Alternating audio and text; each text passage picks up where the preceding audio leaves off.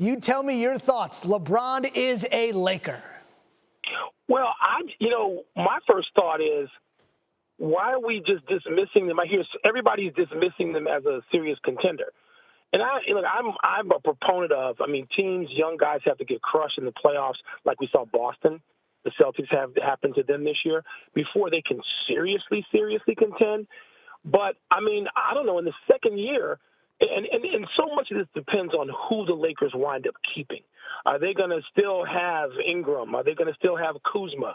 Who's going to be part of that team? Mm-hmm. But if you just put LeBron on the roster that the Lakers have, just add him to what the Lakers have right now, including Kentavious Caldwell-Pope, that's a better team than Cleveland got to the finals with just now. A lot better in my estimation than what the Cavaliers had. Now, the West is a lot deeper, a lot more talented. But the Houston Rockets just lost Trevor Ariza.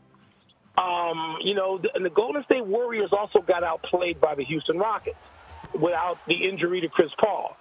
So I'm looking at this thinking, wow, the Lakers are taking this step by step. They're not finished.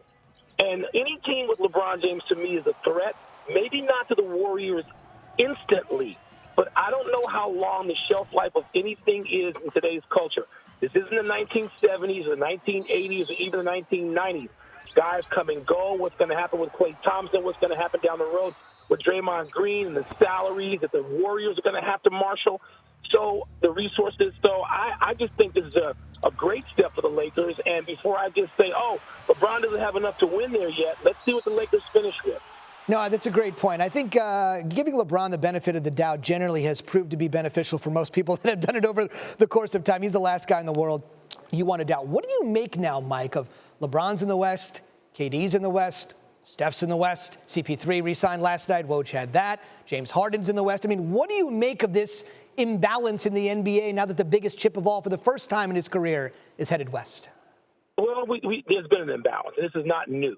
The East held all the cards and the imbalance, in a large part of the 1980s. You looked and you had the Lakers out west, but you had the Pistons and the Knicks and, of course, the Bulls and the Cavaliers, the old Cavaliers with Mark Price and Brad Daugherty and Ron Harper and those guys. So the East was stacked for a decade, and the West is stacked now. But I would still caution people that the Boston Celtics are not receding. They're going to get better. The Cleveland Cavaliers obviously have simply gone away for a while, as they did the first time LeBron left.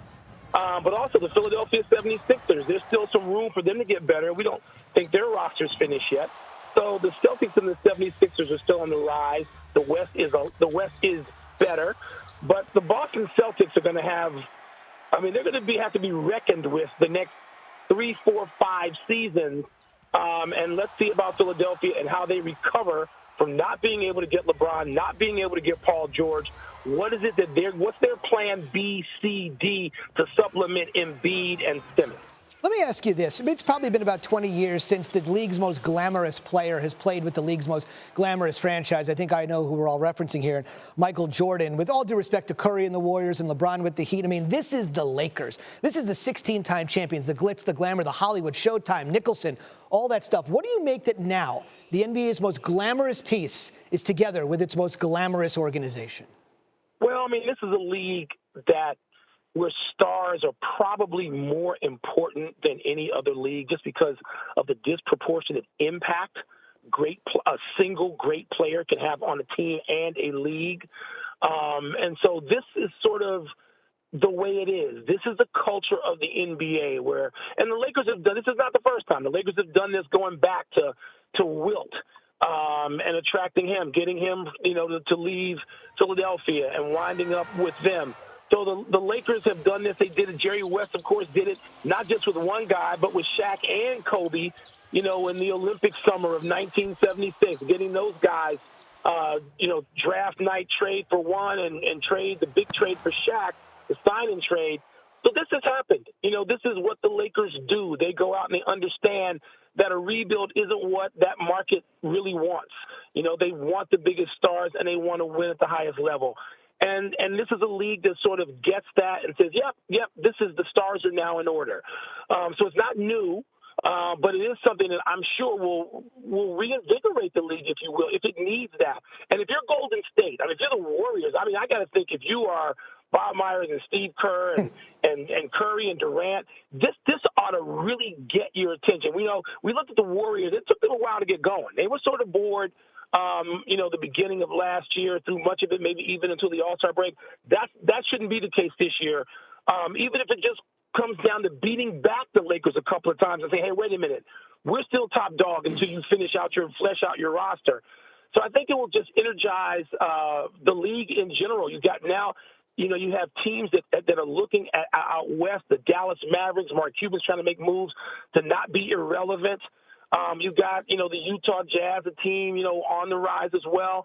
So I think this whole thing, once again, we have a summer where the league at large is energized, and specifically that division. Wow, where you get the Lakers and Warriors going at it.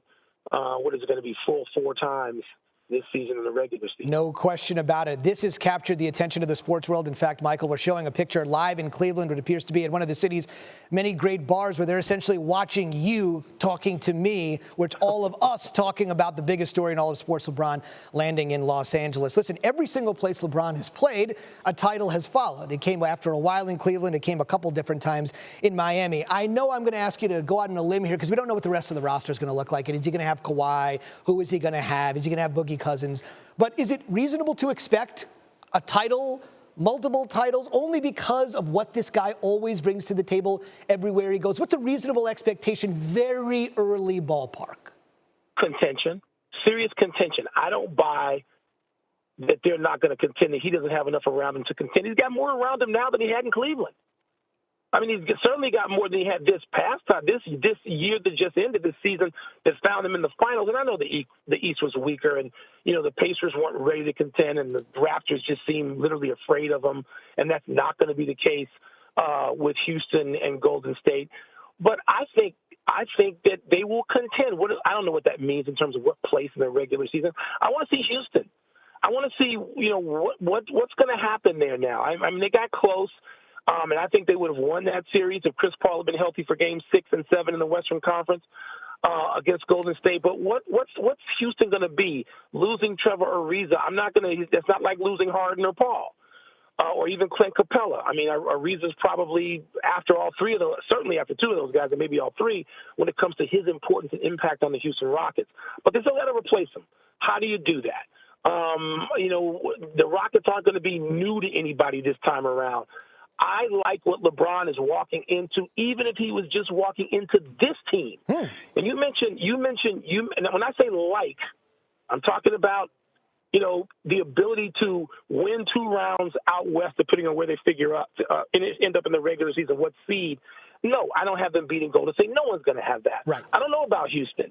Because the Rockets, again, I thought would have represented the West in the finals had Chris Paul been healthy. But, I mean, I think they step in over time, meaning, by the All-Star break. It's going to take camp. It's going to take weeks. It's going to take losses. It's going to take losing 5 out of 6. And everybody saying, oh, what's wrong with the LeBron's Lakers and all the usual junk. But to think that they're not going to sort of put these elements together and be a threat, I'm just not willing to go there. I mean, and I'm not looking at Kawhi Leonard as much. If the Boogie Cousins, there have been reports out there, and I've been on vacation, so I haven't been following this as closely as Brian Windhorst and others. But suppose it's Boogie Cousins, and you then have a team with Cousins and LeBron, and I don't know what the salary of Kentavious Caldwell-Pope, I don't know what that does, if it eliminates Boogie Cousins or not. But the Lakers clearly are not finished. I think that they'll be better in their second year, whoever is grouped. I think they'll be better in the second year to fight with Houston and Golden State than they will be in this first season. But they're going to be entertaining as hell, even if they're not a team that's going to reach the conference finals.